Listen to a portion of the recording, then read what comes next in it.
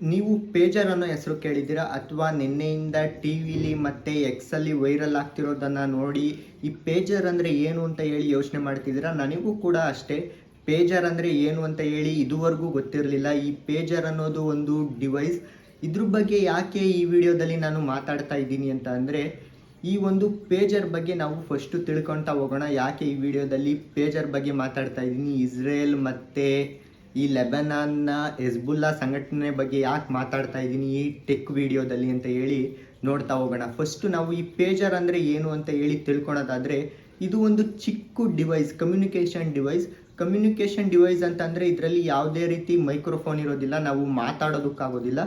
ಇದು ಕೆಲವೊಂದು ಕೋಡ್ ಅಥವಾ ಟೆಕ್ಸ್ಟ್ನ ನಾವು ಇನ್ಫಾರ್ಮೇಷನ್ನ ಒಬ್ರಿಗೊಬ್ರು ಸೆಂಡ್ ಮಾಡೋದಕ್ಕೋಸ್ಕರ ಯೂಸ್ ಮಾಡ್ತಾರೆ.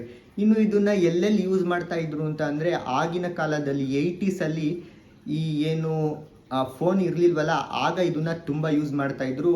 ಇಂಡಿಯಾದಲ್ಲಿ ಇದು ಸ್ವಲ್ಪ ಜನ ಯೂಸ್ ಮಾಡ್ತಾಯಿದ್ರು. ಯಾವ್ಯಾವ ಥರದವರು ಅಂತ ಅಂದರೆ, ಏನಾದರೂ ಜರ್ನಲಿಸಮಲ್ಲಿ ಇರುವಂಥವ್ರು, ಏನಾದರೂ ಇನ್ಫಾರ್ಮೇಷನ್ ಬೇಕು ಅಂತ ಅಂದರೆ, ಹಾಗೆ ಪೊಲೀಸ್ ಡಿಪಾರ್ಟ್ಮೆಂಟು, ಮಿಲಿಟ್ರಿ ಇದರಲ್ಲೆಲ್ಲ ಯೂಸ್ ಮಾಡ್ತಾಯಿದ್ರು. ತುಂಬ ದಿನ ಇದನ್ನು ಯೂಸ್ ಮಾಡಲಿಲ್ಲ. ಅಷ್ಟೊತ್ತಿಗಾಗಲೇ ಇಂಡಿಯಾದಲ್ಲಿ ಫೋನ್ಸ್ ಎಲ್ಲ ಬರೋದಕ್ಕೆ ಸ್ಟಾರ್ಟ್ ಆದವು. ಅದಕ್ಕೋಸ್ಕರ ನಮಗೂ ಕೂಡ ಗೊತ್ತಿಲ್ಲ ಈ ಪೇಜರ್ ಅಂದರೆ ಏನು ಅಂತ ಹೇಳಿ. ಇವತ್ತಿನ ವಿಡಿಯೋದಲ್ಲಿ ಪೇಜರ್ ಬಗ್ಗೆ ಯಾಕೆ ಸ್ಪೆಸಿಫಿಕ್ಕಾಗಿ ಮಾತಾಡ್ತಾ ಇರೋದು ಅಂತ ಅಂದರೆ, ನೀವು ನಿನ್ನೆ ಗೊತ್ತಿರ್ಬೋದು, ಪೇಜರಲ್ಲಿ ಒಂದು ಸ್ಫೋಟಕ ಇಟ್ಟು ಒಂದಲ್ಲ ಎರಡಲ್ಲ 3000 ಪೇಜರ್ಗಳನ್ನ ಸ್ಫೋಟ ಮಾಡಿದ್ದಾರೆ. ಯಾರು ಅಂತ ಅಂದರೆ ಇಸ್ರೇಲ್.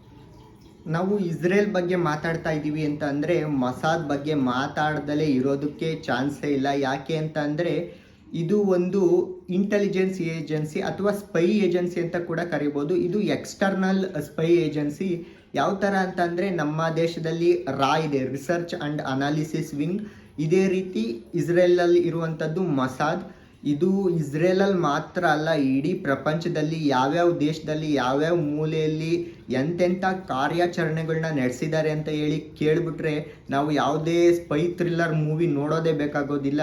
ಈ ಒಂದು ಇಸ್ರೇಲ್ ಆ ರೀತಿ ಒಂದು ಎಕ್ಸ್ಪೆರಿಮೆಂಟ್ಗಳನ್ನ ಮಾಡಿ ಎಲ್ಲೆಲ್ಲಿ ಯಾರ್ಯಾರನ್ನ ಯಾವ್ಯಾವ ರೀತಿ ಕೊಂದಿದ್ದಾರೆ ಅಂತ ಹೇಳಿ ನೀವು ಇಂಟ್ರೆಸ್ಟ್ ಇದ್ದರೆ ಯೂಟ್ಯೂಬಲ್ಲಿ ಸರ್ಚ್ ಮಾಡ್ಬೋದು.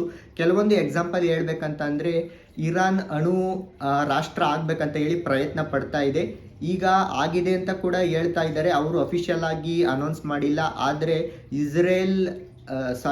ಇರಾನ್ ಅಣು ರಾಷ್ಟ್ರ ಆಗಬಾರ್ದು ಅಂತ ಹೇಳಿ ಅವರ ದೇಶದಲ್ಲಿ ಇರುವಂತಹ ಸೈಂಟಿಸ್ಟ್ಗಳನ್ನ ಒಬ್ಬೊಬ್ಬರಾಗೇ ಸಾಯಿಸ್ತಾ ಬಂತು ಇಸ್ರೇಲ್ನ ಮೊಸಾದ್. ಯಾವ ಥರ ಮಾಡಿದೆ ಅಂತ ಅಂದರೆ, ಟೂತ್ಪೇಸ್ಟಲ್ಲಿ ಪಾಯ್ಸನ್ ಹಾಕಿ ಸಾಯಿಸೋದು ನಿಧಾನವಾಗಿ, ಮತ್ತು ಬುಕ್ಕಲ್ಲಿ ಆ ಸೈಂಟಿಸ್ಟ್ ಬುಕ್ ತೆಗೆದಾಗ ಅವನು ಎಕ್ಸ್ಪ್ಲೋರ್ಡ್ ಆಗಬೇಕು ಆ ಥರ ಮಾಡೋದು. ಮತ್ತು ಇನ್ನೊಬ್ಬ ಸೈಂಟಿಸ್ಟ್ದು ಯಾವ ಥರ ಮಾಡಿತ್ತು ಅಂತ ಅಂದರೆ, ಅವನು ಟಾಪ್ ಸೈಂಟಿಸ್ಟ್, ಅವನು ಮುಖ್ಯವಾದ ಸೈಂಟಿಸ್ಟ್ ಆಗಿದ್ದ ಇರಾನಲ್ಲಿ. ಅವನು ಕಾರ್ ಬರಬೇಕಾದ್ರೆ ಆಟೋಮೆಟಿಕ್ AI ಯೂಸ್ ಮಾಡಿ ಅವನ ಫೇಸ್ನ ರೆಕಗ್ನೈಸ್ ಮಾಡಿ ಕರೆಕ್ಟಾಗಿ ಆಟೋಮೆಟಿಕ್ಕಾಗಿ ಗುಂಡೋಗಿ ಹೊಡೆಯೋ ಥರ ಅವನನ್ನು ಸಾಯಿಸ್ತು. ಈ ರೀತಿ ತುಂಬ ಹಲವಾರು ಬೇರೆ ಬೇರೆ ಒಂದು ಕಾರ್ಯಾಚರಣೆನ ಇಸ್ರೇಲ್ನ ಮೊಸಾದ್ ನಡೆಸಿದೆ. ಅದರಲ್ಲಿ ಇದು ಒಂದು ಬಿಗ್ಗೆಸ್ಟ್ ಅಂತ ಹೇಳ್ಬೋದು. ಯಾಕೆ ಅಂತ ಅಂದರೆ, ಆಗಲೇ ಹೇಳಿದಾಗೆ ಈ ಪೇಜರ್ ಹ್ಯಾಕ್ ಮಾಡೋದಕ್ಕೆ ಚಾನ್ಸೇ ಇಲ್ಲ. ಈ ಪೇಜರ್ ಹೆಂಗೆ ಬ್ಲಾಸ್ಟ್ ಆಯಿತು ಅಂತ ಹೇಳಿ ನಾವು ನೋಡೋದಾದರೆ, ಈ ಹೆಜ್ಬುಲ್ಲಾ ಒಂದು ಸಂಘಟನೆ ಇದೆಯಲ್ಲ ಲೆಬನಾನ್ನಲ್ಲಿ, ಇವರು ಹ್ಯಾಕ್ ಮಾಡ್ತಾರೆ, ಫೋನೆಲ್ಲ ಯೂಸ್ ಮಾಡೋಕ್ಕಾಗೋದಿಲ್ಲ ಅಂತ ಹೇಳಿ ಈ ಒಂದು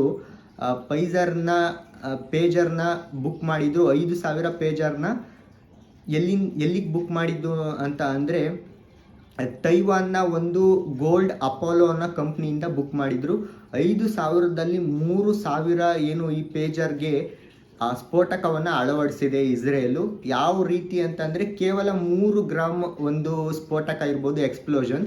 ಅದು ಒಂದು ಕೋಡ್ ಬಂದಾಗ ಅದು ಹೀಟ್ ಜಾಸ್ತಿಯಾಗಿ ಎಕ್ಸ್ಪ್ಲೋಡ್ ಆಗೋ ಥರ ಈ ಪೇಜರ್ನ ನೀವು ವಿಡಿಯೋದಲ್ಲಿ ನೋಡ್ತಾ ಇರ್ಬೋದು. ಯಾವ ಥರ ಇಟ್ಕೊತಾರೆ ಅಂತ ಅಂದರೆ, ಸೊಂಟದ ಹತ್ರ ಈ ಪೇಜರ್ನ ಇಟ್ಕೊತಾರೆ ಕಮ್ಯುನಿಕೇಷನ್ ಮಾಡೋದಕ್ಕೆ. ಯಾವುದಾದ್ರೂ ಇಂಪಾರ್ಟೆಂಟ್ ಕೇವಲ ಒಂದು ಚಿಕ್ಕದಾಗಿ ಮೆಸೇಜ್ನ ಸೆಂಡ್ ಮಾಡೋದಕ್ಕೆ, ರಿಸೀವ್ ಮಾಡೋದಕ್ಕೆ.